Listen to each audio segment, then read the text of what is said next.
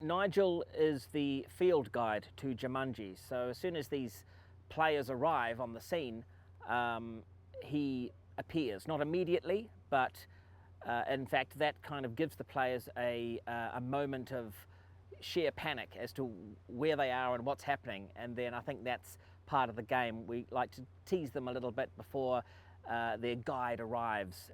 So Nigel arrives in his Land Rover, and then his job really there is to negotiate the players into the game and explain to them what's going on in this world and why they're there.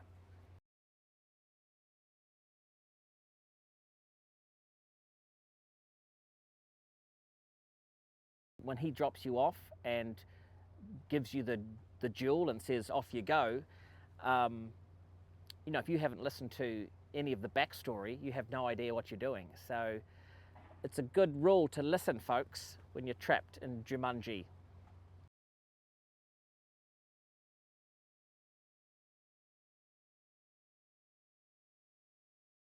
The jewel is the main thing of the game. It is the eye of the jaguar and really serves as the life force of the entire Jumanji world. It looks out upon the world and protects it from any evil that may happen.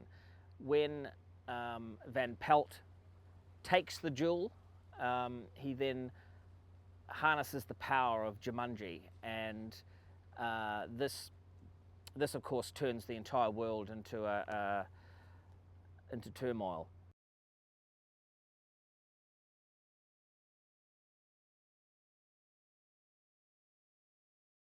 I love the absolute escapism of this story, because we all wish at one point in our lives that we could be someone that we will never be, and the opportunity to leave your life and become another character in another world, and then have to deal with that, knowing that it's not real but it is real, which is so in the now with virtual reality and the idea of total escapism.